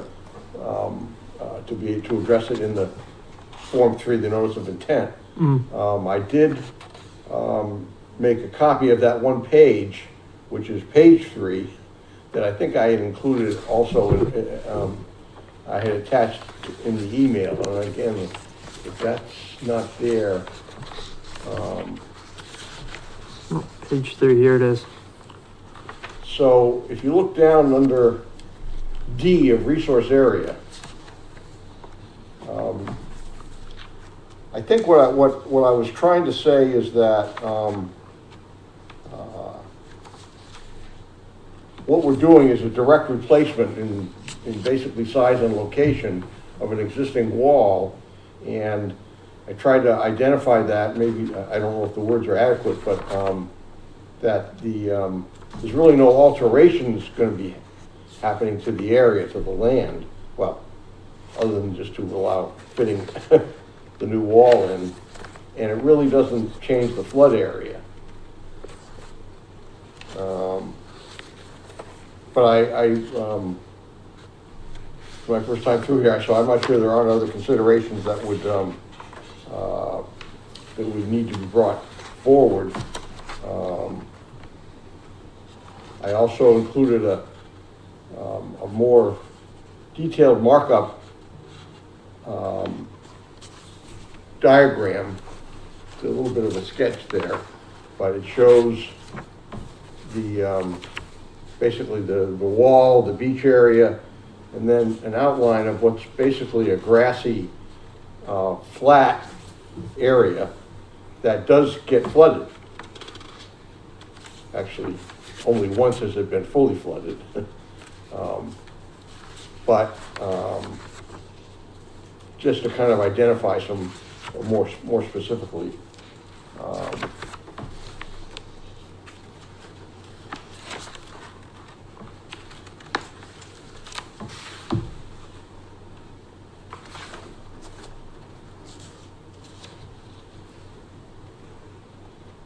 if you look at, on my email, 1B, 1A, if you can follow that. Basically, for a replacement wall of the same size, in the same location, there will be very little change in flooding impact on the bordering land. In fact, it will retain the bordering land better, because the current one is starting to deteriorate. So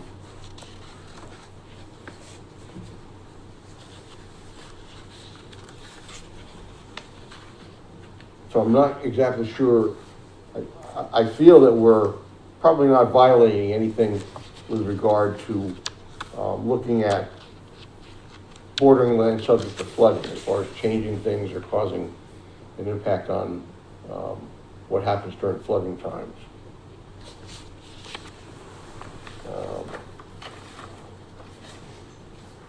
I don't think he's impacting the bank as it's already impacted. You just. Yeah, and then, well, and then what happens, I don't know if it really doesn't come into play on the project, but then the topography of the property, there's a fairly steep banking that then proceeds towards the home, towards the rest of the property. And that's how high the Great Flood of 2010 got. I mean, it was just amazing. Like we put on a 500-year storm, which we get every 7 years, right? Yeah, I know. But I just put that there for outlining purposes. If there was a need to identify, well, what floods, well, really what happens, we've been there for almost 50 years. There will occasionally, maybe once every 3 or 4 years, be water level that comes up above the top of what was the existing retaining wall, maybe a foot or two behind it, above it. This year it came right up to the top of that wall.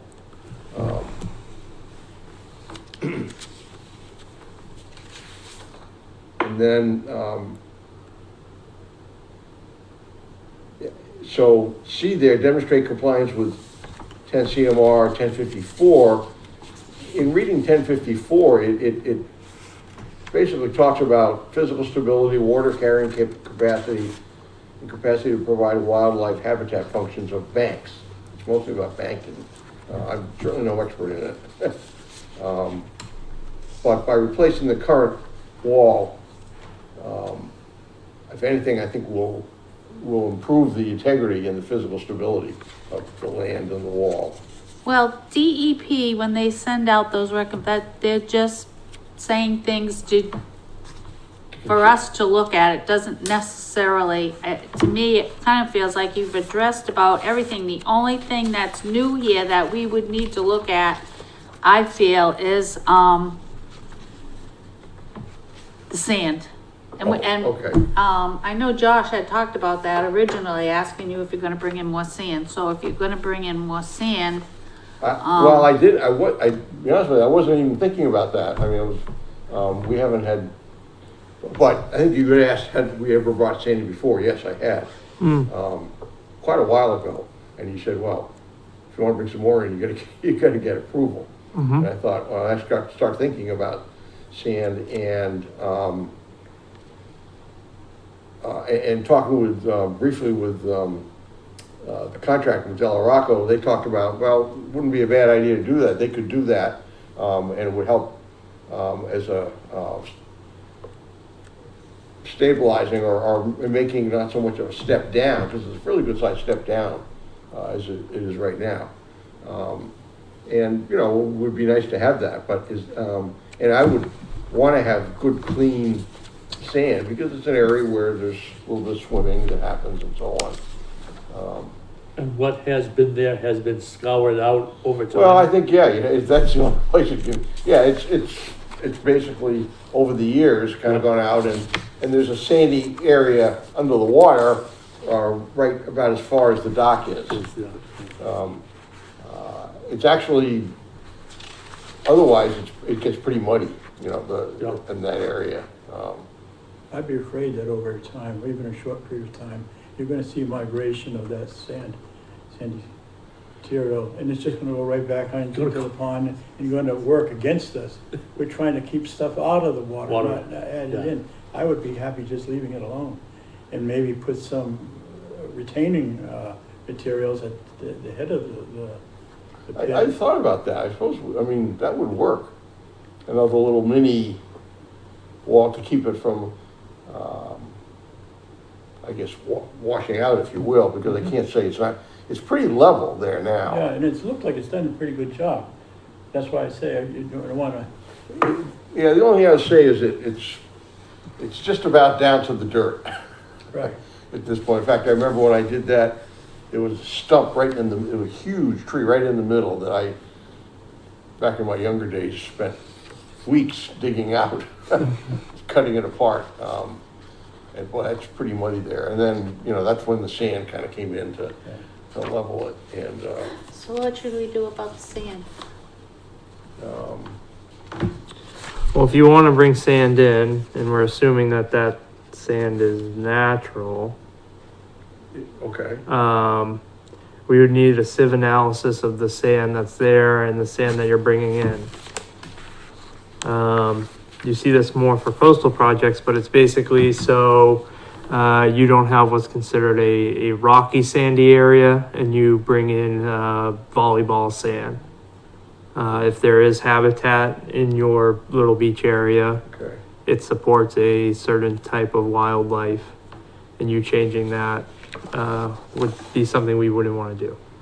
So basically what would happen is you would take some of your sand. Del Rocco's may be able to do this, I'm not sure. They would do what's called a sieve analysis, where they take the sand, they run it through a set of sieves, and they come up with a grain size analysis. Oh, okay. And then they should, on the material that they have in the yard, they should have a sieve analysis on that material, and then you try to match those up. They need to be. So you're bringing in like material. Okay. That would well, but we need to test it, but I think that would probably pretty much stand up. It's not really rocky there now, but yeah. Right. So, okay. And there's, okay. Well, that's something that could be done. I mean, we could, if the wall is approved, we can do the wall. But if we wanted to subsequently later on bring sand in, then I have to do that. I have to go through that. Now, is that like another NOI, or how does that? You mean, but put a wall at the end so the sand doesn't come out like Bob said, you mean? Yeah, I don't know, because what's that gonna do about it? That's just gonna cause another little drop off, or, yeah, I would not wanna do that, but I mean, if that's the concern, I don't know how else to get around it. Not talking about huge amounts, probably.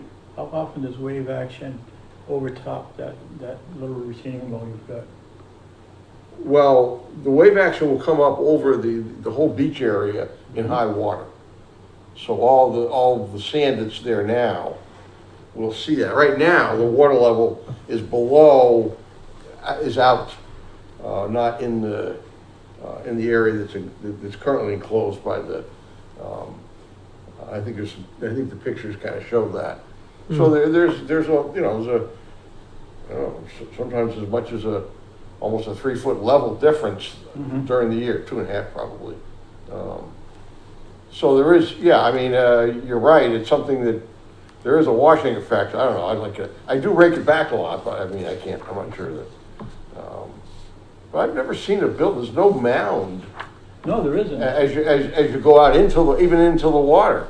So if it's washed out, it's probably just stabilized it a little bit. I don't know. So What's the average depth of water?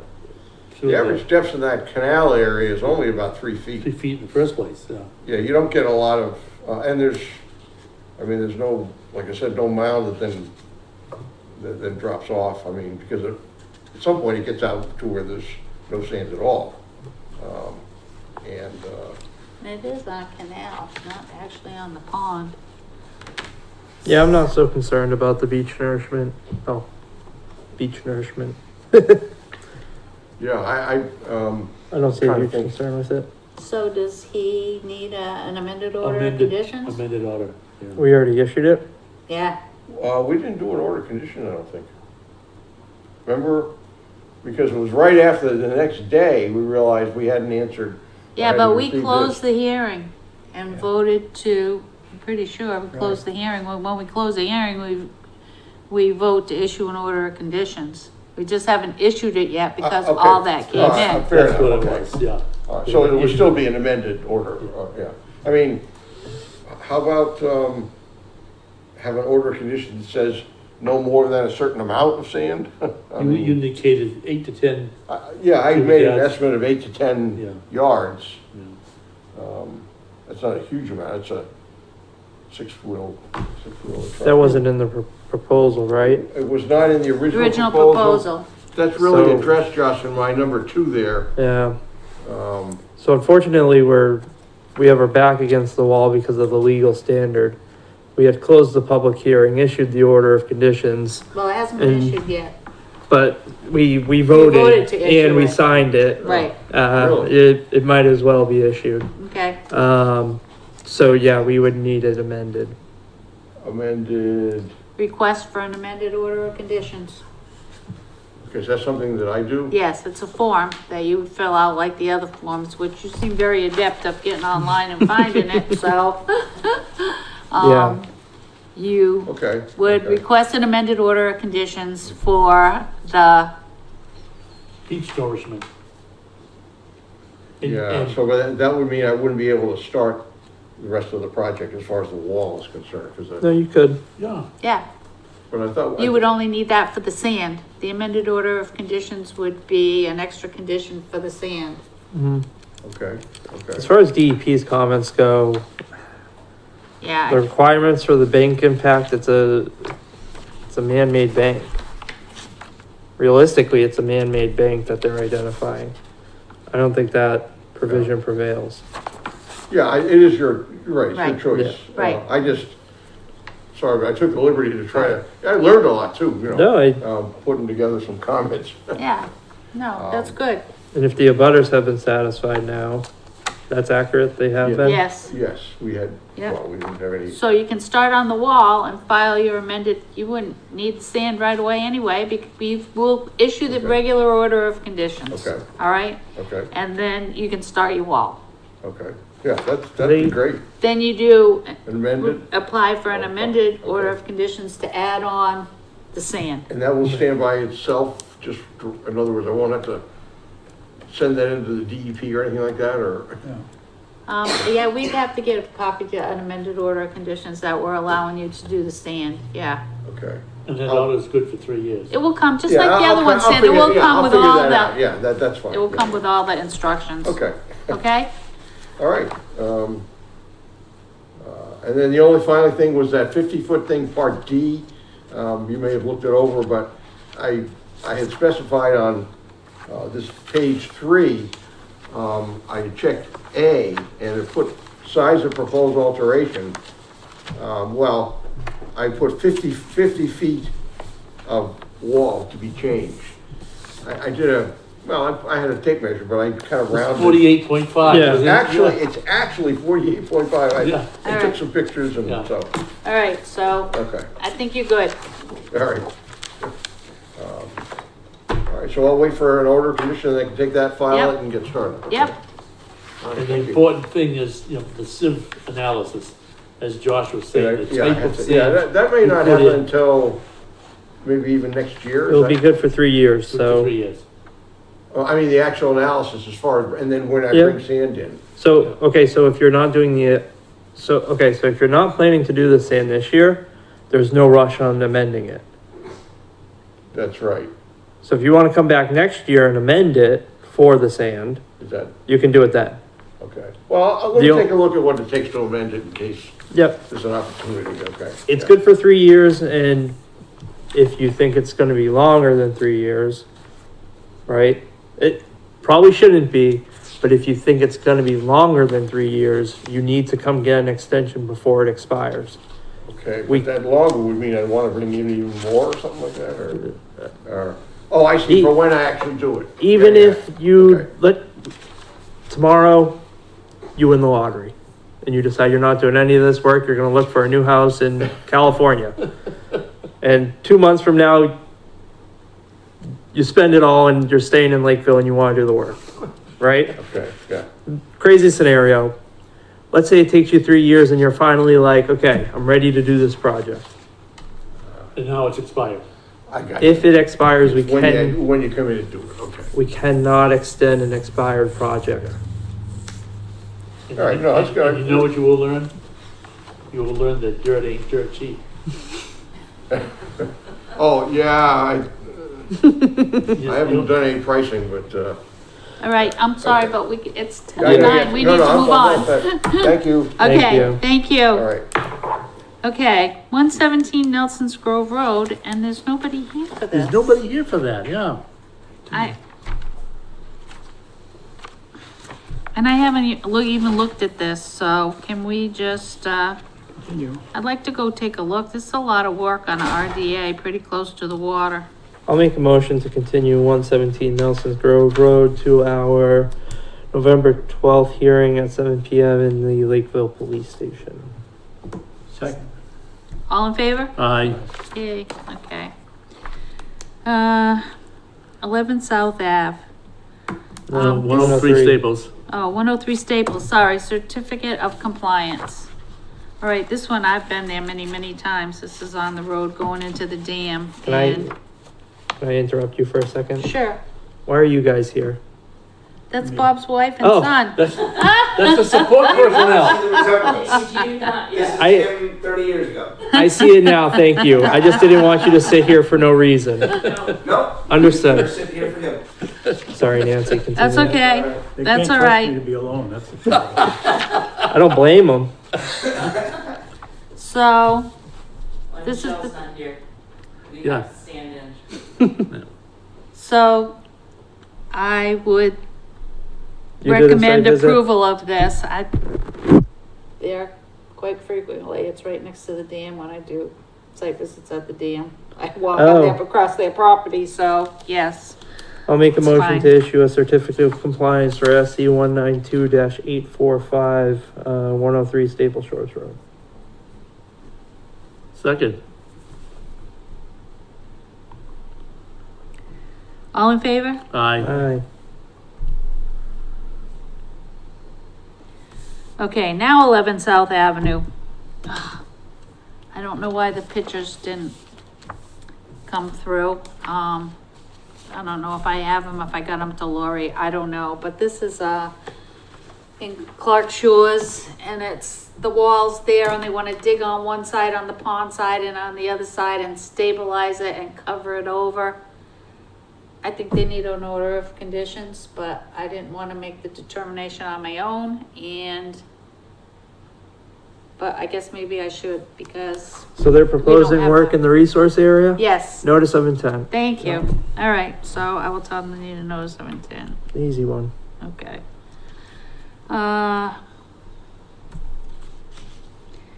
28306 Bedford Street is we requested them to do the ORAD. Mm-hmm.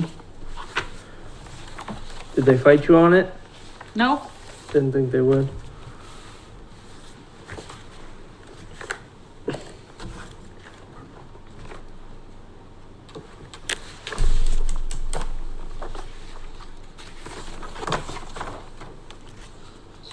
So It's an ANRAD. ANRAD? it's an ORAD. It's the answer to the ANRAD for the, site for the fire station. Yep. We asked them to write the approval paperwork so we didn't have to do it in the office. Right.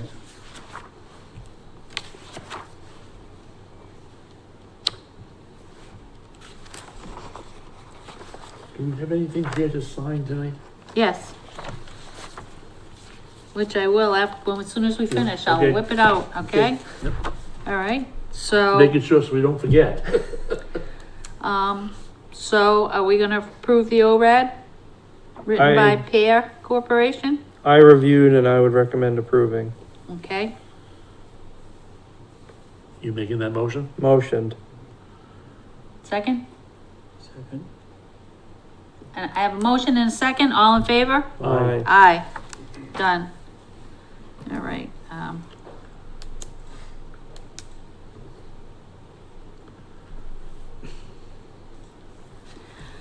meeting minutes, Joe? I have reviewed the minutes for the July 9th, 2024 meeting. And you're making a I motion? that we accept them as provided to us. Second. All in favor? Aye. Aye. There's a, one of the, Uh-oh. Me, I'm trying to remember where I left it now. There was a meeting that took place in July. I wasn't here, so I didn't understand why it was only 5 minutes long.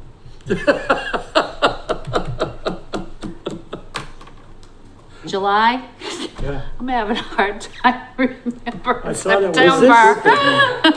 I said there's probably a good reason, This but I is- don't know it. This is the meeting that I think you were only there for. Maybe I had to come and say, Am I misremembering And something? say there was no meeting? Right. I think Yeah. you opened the meeting and then had to say that we weren't having a meeting.